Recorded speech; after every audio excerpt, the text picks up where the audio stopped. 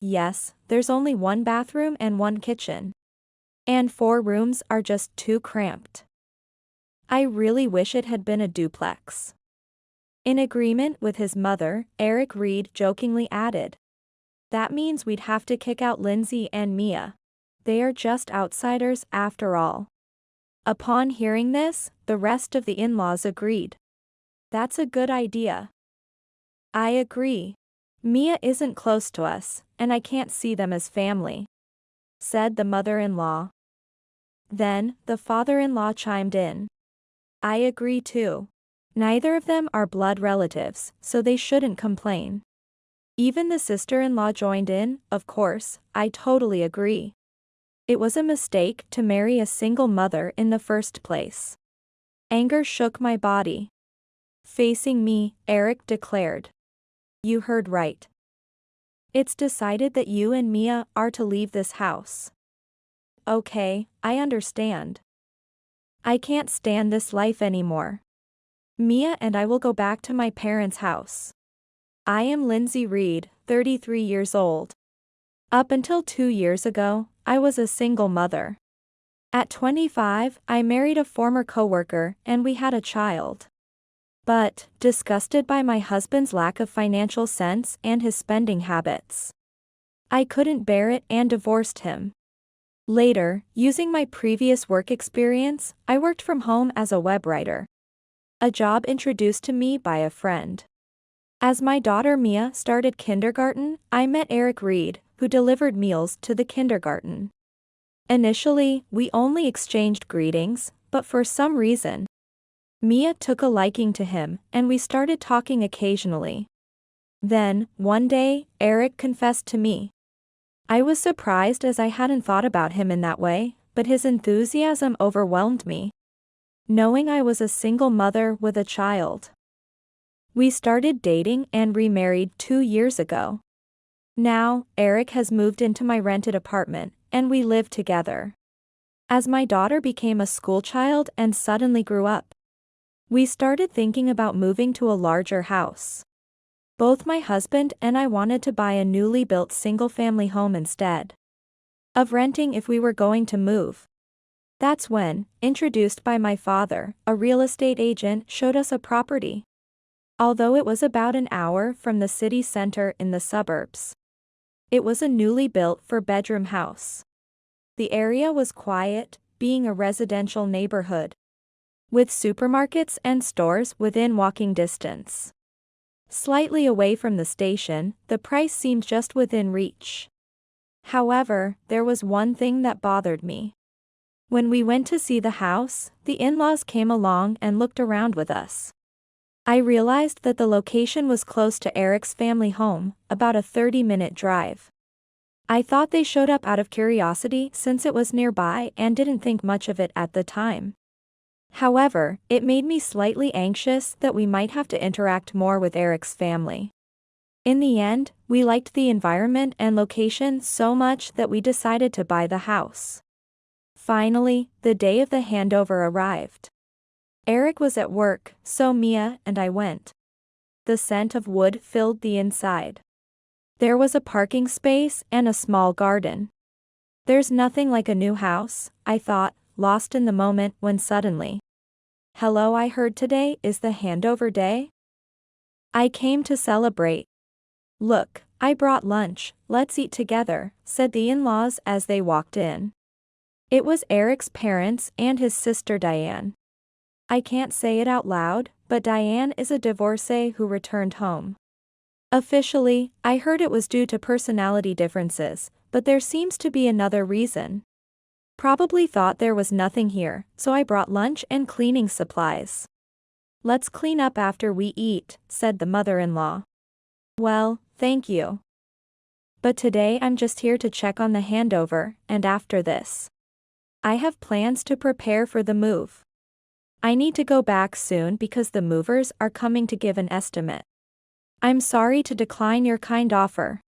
Upon hearing this, the mother-in-law's face clouded over. What's this? After someone goes out of their way for you, you step on their kindness? No, that wasn't my intention. I'm sorry. I find dealing with the in-laws difficult. As Eric is the eldest son, I carry the title of his wife. Moreover, his sister Diane adds extra pressure. The in-laws offered to stay and clean, but I politely declined, thinking it was too much. That night, Eric scolded me. Mom came to help clean the new house. And you turned her down? Mom complained to me. How can you so rudely refuse someone's kindness? I didn't expect her to come suddenly, and I had other plans afterward. So I apologized politely. But she even prepared lunch, right? Couldn't you have changed your plans? I already had an appointment with the movers. Besides, why did your mom know today was the handover and that we were going? I just answered when she asked. She wanted to know the day we were moving into the new house so she could come. Why is she so eager to get into that house? We haven't even moved yet. Well, it's a new house, maybe she just wanted to see it. Eric's behavior seemed suspicious. The fact that he still calls his mother a mama shows that he hasn't quite separated from her. One day, I got a call from my mother at my parents' house. My father was insisting on seeing Mia. It had been a while since I visited home, so I decided to go during a break from moving preparations. My father, having retired last year from the construction company where he worked, is now a contract employee. When I opened the front door of my parents' house, my father burst out and suddenly picked up Mia. Hello. Ow, Grandpa, your beard hurts. Sorry. I should have shaved properly. My father adores Mia. And of course, Mia loves her grandfather too. Honestly, ever since yesterday when we knew Mia was coming, we ran out of snacks. Do we have juice? He's been so noisy. Mother appeared, laughing as she spoke. She's still full of nagging. After a brief rest, we went to a family restaurant for lunch, where my father asked about the new house. I hear you're moving soon? Yes, that's why I'm so busy these days with all the moving preparations. I'm exhausted every day. Well, how are things going with Eric's family? It seemed my father was a bit concerned about the in-laws.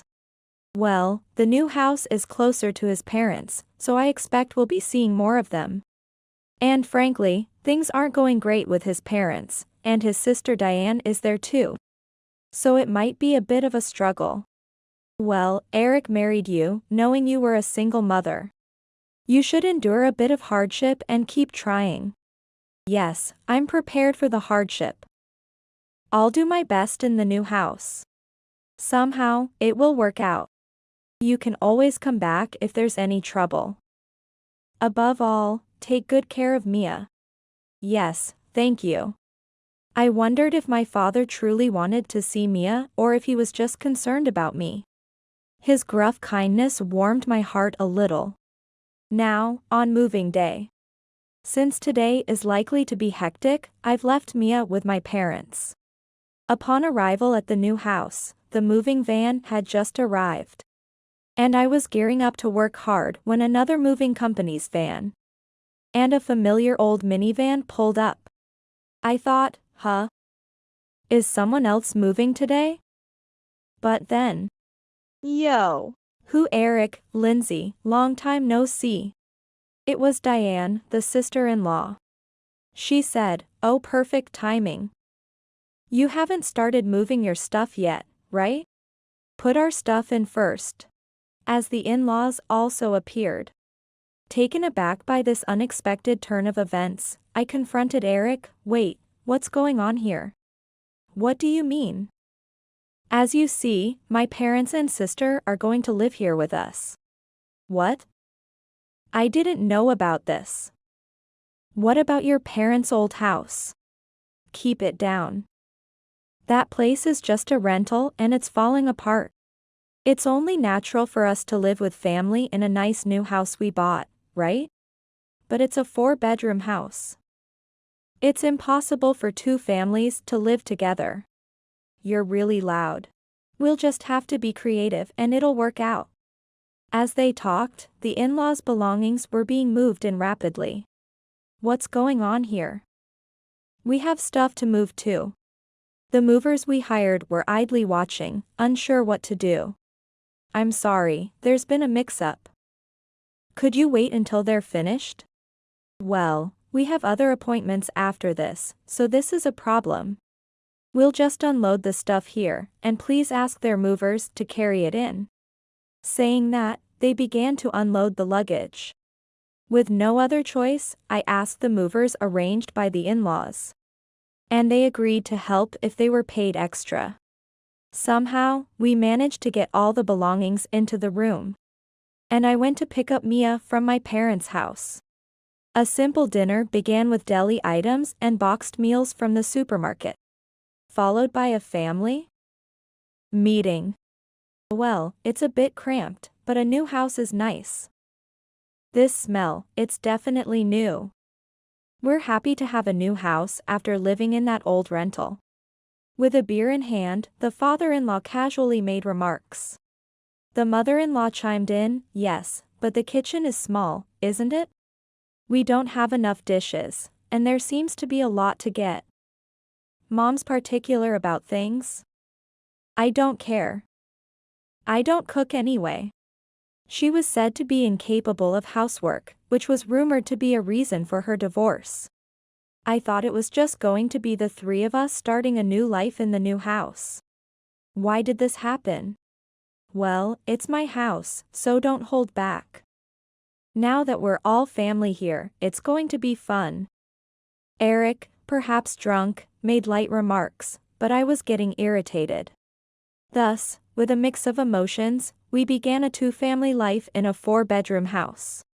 Ignoring the in-laws who continued their party, I took Mia to bed early. "Mom? What is it? Why did Grandpa and the others come to this house?" "Well, Dad said he's lonely." Mia turned over with a somewhat unsatisfied answer. "Yes, I'm not convinced either. What will happen now? I feel nothing but anxiety." I straightened Mia's blanket, got into my own, and closed my eyes. And so, the life of 6 people in a 4-bedroom house began. This house has only one toilet. Yet Diane always takes her smartphone with her to the bathroom, making her visits long. I've repeatedly asked her to stop, but she dismisses me. "Don't be so loud. Don't act so high and mighty just because you're a daughter-in-law." Even when I ask Eric to speak to her, he dismisses it. It's not a big deal. She's not in there for hours, is she? What a hassle. Mealtimes are also a challenge. Shopping for 2 families not only increases the quantity but also the cost significantly. Especially since the father-in-law likes his liquor, the expenses for alcohol and snacks have gone up. I pay for the living expenses from my salary, so the burden has increased. I've asked the in-laws to contribute money, but Eric says, "You can't expect to take money from family." And he doesn't take it seriously. At mealtimes, the table is for 4 people, so when everyone gathers, it's not enough. So, the father-in-law, mother-in-law, and Diane have to use the kotatsu. But it creates an awkward atmosphere. To think the elderly would be neglected. I have bad knees. So I would prefer a chair. The mother-in-law began talking to herself loud enough for me to hear. Also, this food is too heavy for the elderly. I wanted something lighter. He seems not to like the meals. However, making different meals would be too much for me alone. It would be nice if Diane or the mother-in-law helped. But Diane is terrible at cooking and doesn't help with cleaning, and both of them say, "Huh? Housework is the wife's duty, isn't it, and don't help at all." Of course, it's not just cooking, I also have to do all the cleaning and laundry by myself. With the increase in household chores and my remote work, I'm exhausted every day like a slave. Naturally, Eric's family and I with Mia have started doing things separately. We are now effectively living separately within the house. Moreover, the mother-in-law and sister-in-law constantly nag. Since we took in a divorcee with a child as a wife, you should be grateful. I am your husband's mother. And I want you to show your gratitude not with words, but with your attitude. That's right, you might fool Eric, but you can't fool me with your life experience. I'll re-educate Eric and wake him up. Understand your place. Eric's family has been complaining that my cooking isn't good. And the mother-in-law started saying she would cook. However, she only cooks and doesn't shop or contribute money. Moreover, she doesn't prepare anything for Mia and me. She even uses the groceries I bought for us. When I complain, she says, "Huh? It's for the family to eat, why can't I use it?" The mother-in-law always gets priority in the kitchen, and I'm always last. There's only one kitchen, so we can't use it together, can we? You figure something out. Forced to cook in limited time, I increasingly rely on frozen meals, deli foods, and instant products. As I heat up microwave food, I feel sad. Why am I living like this? Then Mia spoke up. Mommy, Mia wants to eat the meatloaf you make. I'm sorry. I can't use the kitchen for long right now. So we have to make do with what's quick. Let's go eat at a restaurant together next time. But I want to eat your meatloaf. Yes, I'm sorry. How long must this life continue? I began to feel pathetic. My love for Eric had long since faded. Although we bought this house as a family, Mia and I ended up feeling like lodgers. I was treated almost like a servant. Then one day, I took Mia and went back to my parents' house. The mother-in-law complained about the wife leaving the house. But I managed to get away because I absolutely had to take care of something at home. When I saw my parents after a long time, they were shocked by how worn out I looked. Since moving into that house, I hadn't been able to go to a hair salon or wear much makeup. I hadn't realized how much I had changed until they pointed it out. My father was shocked. What happened to make you look like this? And my mother was worried. Your hair is a mess, and you're not wearing makeup? What happened? Then Mia spoke up. Mommy shares a room with Mia. Grandma is using the kitchen. So I can't make Mia's favorite meatloaf. Mia loves Mommy's meatloaf. Well, come on up. You must have a lot to talk about, right? So, I told them everything while drinking coffee in the living room. I see. I didn't know Eric was like that. Just get a divorce already. There's no way you can continue a marriage like this. But, I've been divorced once before. That's true, but... My father murmured. Well, it's tough with the in-laws, but for Mia's sake, I'll try a bit harder. And forced to smile at my father. Don't push yourself too hard. You say it's for Mia, but you need to protect her, right? Yes, I won't push myself. And Mia. I will definitely protect her. Meeting with my parents eased my mind a bit. When I returned home and put Mia to bed, I called Eric and his parents for a discussion. Listen, this is just wrong. What's going on? Why is your family here? Didn't I tell you before? My family lives here now. Besides, I took you in. You have no right to complain. Hearing this, something snapped inside me. What are you talking about? I wasn't informed that your father, mother, and Diane would be living here. Quiet. The eldest son's wife is supposed to serve her husband's family.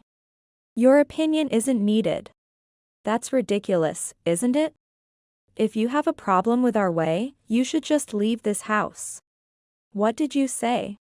Well, it really is too cramped here for two families. The father-in-law muttered. Yes, there's only one bathroom and one kitchen. And 4 rooms are just too cramped. I really wished it had been a duplex.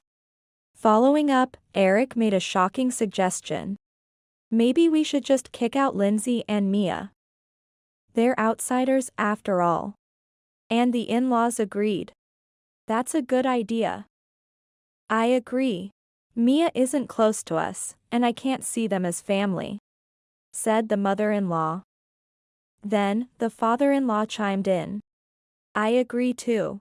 Neither of them are blood relatives, so they shouldn't complain.